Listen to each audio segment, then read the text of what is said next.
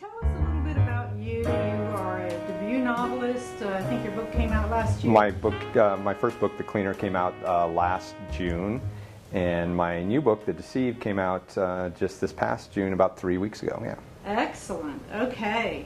Well, now this journey for you, did it take a long time? Yes, it took, of course, a long time. I mean, I've wanted to be an author since I was probably in 6th grade, and just kept working at it more or less at different points in my life. And when I finally settled down and really started writing pretty steadily, it still took a good 7-8 years before I was officially sold a book. So yeah. Did you study a lot, writing a lot? I did a lot of studying on my own because I just read voraciously as a child and as a teenager and into adulthood. It was not what I studied in college, but later I did ended up taking some classes through a UCLA extension that linked me up with a man named William Relling Jr., who was a novelist who then formed a writers group where he kind of acted as the guide for several of us who have gone on to be published, actually. Oh. And so I did that for several years and worked my novels through that, and that was invaluable help to me. So when you sent it out, you got it all polished and ready to go, and it's ready to go out there. How did you find your agent? Well, my story isn't exactly the normal story by any means. So if you want it, it's a little bit involved, but happy to tell you. First of all, The Cleaner, which was my first book that I sold, was not the first book I wrote, which is often the case with a lot of writers. It was the third book I wrote, but I actually finished 4 books before I ever sold The Cleaner. What I did was, much like the 2 previous to The Cleaner, I queried many agents. I took the just query as many agents as possible kind of route. Probably on my first 2 books, I queried 100 each. It's probably a good thing that those books didn't sell. They were what I like to call now my training novels. But those were, had a few nibbles but no bites. And then I started querying on the Cleaner, and I probably queried somewhere between 50 and 70 people. Wow. I would do it in groups of 20, 30 at a time, just because I wanted to get it out there and just see if anybody would be interested. And I didn't want to leave any stone unturned, right? But again, I got a lot of nibbles, but I didn't get any bites. Then I ran into a friend of mine, Nathan Walpole, who was one time published at Dell and then was being published at a small press in Los Angeles called Uglytown. And he said, send your manuscript in to the guys at Uglytown. I'll tell them it's coming. I'll give you my recommendation. And so I did. This was in February of, it was, I think, 2005, something like that. So I sent it in to them, and I didn't hear anything. And that was basically going to be my last thing that I sent into anybody. And last-ditch effort? Yeah, and it was like, okay, it's time to move on to the next one, because you always have to just keep going. You have to keep moving forward. You can't give up momentum. So I sent it in, didn't hear from them. I started writing my 4th book that I mentioned earlier, and I actually finished that book. And in January, so it was February I sent it, in January of the following year, I'm actually sitting at Starbucks finishing the last touches on this new book that I was writing, doing some edits. And I got a call from Jim Pasco at Uglytown and telling me they want to buy my book. Wow. And I was like, I thought they had totally forgotten about it at that point. But it was, of course, I said, well, yes, of course, this is fantastic. I would love this. This is all without an agent, obviously, now. I'm dealing directly with the publisher. They wanted to fast track it and bring it out in that October. That'd be October of 06. Or 05. It might have actually been 05. My year is confused. But anyway, it was they would bring it out that following October. So we're going down, getting everything ready and whatnot. Then come that following summer, Ugly Town ran into some business issues that forced them to basically suspend operation, like 2 months before my book was supposed to come out. Oh, Brett, how did you deal with it? Well, it was pretty devastating, but the guys there were incredibly supportive, and they really wanted my book to come out. They told everybody they didn't, they weren't going to be able to bring out their books, the people who were up. They told me they wanted to bring mine out. They probably weren't going to be able to, but they wanted to maybe bring it out the next spring, but they just weren't sure. I basically felt like I was back at stage one. I ended up going to BoucherCon, the big mystery convention, that September. And they wanted me to go to kind of just talk up the book, just to kind of keep the hype going. My heart wasn't as in it as I wanted it to be, because I just really wasn't sure if it was going to happen. At BoucherCon, I actually, it was actually very energizing hearing all the other authors, and got me excited again. I sent my manuscript to her, and long story short, to Bantam Dell, to this editor at Bantam Dell. Long story short, or I know it's already a long story, but long story short, they ended up buying my book and giving me a 3-book deal. So I went from, I always like to say, I went from this really small, prestigious AAA baseball team to the New York Yankees. Yes. And I couldn't have been happier. And so I'm at Bantam Dell, but within 3 months, the editor who bought my book is leaving to go to Berkeley to be an editor somewhere else. And I'm sitting there going, oh my gosh, I've heard horror stories. What does this mean? I ended up with a great editor, even somebody who I just really respect there, and so that all turned out well. But in the process, I was getting really nervous, and I was thinking I really need to get an agent.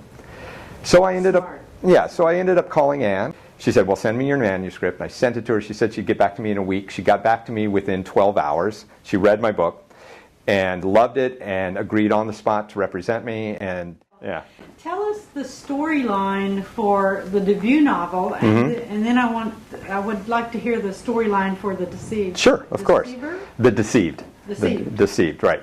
Okay. My first novel is called The Cleaner, and the protagonist of The Cleaner is named Jonathan Quinn. His job is to go in and remove bodies and remove any trace that anything has happened, so that there is no tracing back of what happened, and there's no evidence that any kind of situation has occurred, or that there's any body. And his job, he's also good at just getting rid of the bodies so no one ever finds them. Right. So he's the cleaner. He cleans things up, in essence.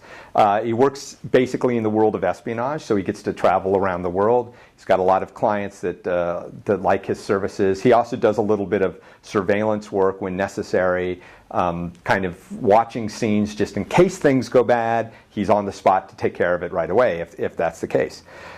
In the Cleaner, he stumbles on to a situation when he's investigating the death of somebody that one of his clients has asked him to find out, to make sure that the local authorities aren't thinking anything weird went down. But in fact, something weird did go down, and it looks, instead of being a just typical house fire, it's obviously arson. And now Quinn has found this out and passed that information along. In doing this, it triggers some events that then draws Quinn and this organization he's been working for into a whole mess of stuff going on. Somebody tries to kill Quinn. He finds it necessary to go undercover and to survive. And then in that process, he needs to find out what is going on so that he can actually come back out and not get killed. And it takes him to Vietnam, and then eventually to Berlin, where he uncovers this big plot, that terrorist type plot, that he ends up having to do something about, if possible. Right. Well, we don't want to know. No, I'm not going to. I'm trying to be as coy as possible. So. Okay. And briefly tell us about the new book. The Deceived. Yes. Okay. A little bit briefer than the Cleaner. I did go on a little bit there, but. The Deceived, basically, again, Quinn, being the cleaner that he is hired by a client to come to the Port of Los Angeles, where a body has showed up in the a shipping container. They've asked Quinn to get rid of the body. The only problem is the body turns out to be a friend of his. Ew. So Quinn then feels it's necessary to find out what happened and to basically not necessarily avenge his friend, but to make things right as possible. So that would be the Deceived. And then when is that released? That actually is out now. Oh, that's it's been right. out for about 3 weeks now. Yeah. 2 weeks, So 2 or July 3. 2008. Yes, June, exactly. End of June, June right. Summer of 2008. Correct. Yeah. That's good. Yeah. And how did it feel to you when Bantam said, "We're going to publish your book"? Well, I had already had the euphoria of somebody saying, "I'm going to publish you," back when Ugly Town said yes. It was euphoria mixed with relief, because I really thought that I was back at square one, and that I was going to have to start looking for agents and publishers all on my own again, and that it would be years, before you ever get published. So it was with great relief that this wonderful thing that was going to happen, then wasn't going to happen, was going to happen again. And landing at Bantam, I couldn't have landed at a better place. Oh, absolutely. Yeah, so they've been wonderful. What? So you've had some success. I mean, these books are doing well. They are doing well, and I couldn't be happier about it. Yeah. What kept you going through those terrible times? The yes, no, yes, no. I've always taken the attitude that it's not going to be easy to get published, and it's always going to be a struggle. There's going to be highs and lows, and I'm in this for the long haul, and because I love to write and I love to make up these stories and tell them to people. And if it wasn't going to happen this time, then I just have to keep going. If I really want this, I just have to keep going. I cannot give up.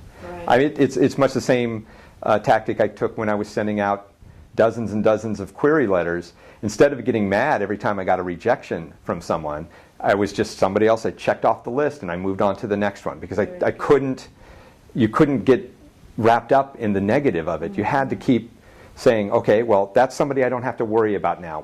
Let's move on to this and keep moving forward, because this is what I want, and it's persistence and patience that pay off. What do you do in real life? I write. I do write, and I have been, my background is working in television, in graphics and television, mainly for different cables networks. I've done graphics for networks all around the world.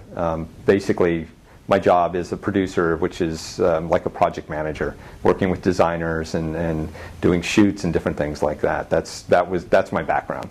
But the writing is what you were really born The writing, to. yes. The writing is my passion, is what is, the other stuff is what keeps a roof over my head and pays my bills, work with some great people and everything, but this is really my passion, the writing. What can you say to inspire writers who are really struggling out there to find a publisher? Well, I think in many ways the experience that I've gone through says it all, and ultimately is, if you really want it, it's persistence, it's patience, it's just keep moving forward, keep that positive attitude, knowing that there are going to be good times and going to be bad times. You're going to get rejected, but so what? Someday it's going to land on the right desk. And taking those rejections and taking the steps forward, not only just saying that you're going to go on to the next person, but using that time to improve your work. Because the better your work is, no matter how good you think what you've written, it can always get better. So the better your work is, the better chance you have. Because the only thing we can control right now is how good of a story that we tell. And if it finds the right person, it finds the right person, and that's the magic moment. It takes a while. There's somebody told me a rule sort of out there that it's like a 10-4 year. You write for 10 years and you write 4 books in 10 years before, that's the average before somebody gets published. I don't know if that's true, but was actually very accurate in my case. I've talked to a lot of friends. Some are less, some are more. But you know, it's just like anything. It's like acting. It's like sports. It's like anything. When you start off writing, when you write that first book, it's like when you're in baseball. When you are playing baseball, you don't go to the major leagues the first time you play baseball, or the first season you play baseball. You got to play little league first. You got to play, you know, college or minor leagues. You have to improve your abilities and to become even better and better. And you shouldn't be afraid of that. You know, some people are very lucky and they're born with these great skills and they are able to sell their first books. Great, more power to them. Some people have those skills and they don't sell those first books. Some people don't have those skills and they sell their first book. But it doesn't matter. What you need to know is that you keep growing your skills. I mean, even now, I'm trying to get better and better and better every time I write a book. So you need to keep working at it, and you need to keep improving, and you need to keep trying, and you need to keep querying, and you need to just keep moving on and keeping that positive attitude and just not worrying about it. If it takes 5 years, if it takes 10, if it takes 20, doesn't matter. I mean, if this is what you want, writers write, and that's what we do. Brett Battles, thank you so much for being with us No today. problem. My pleasure.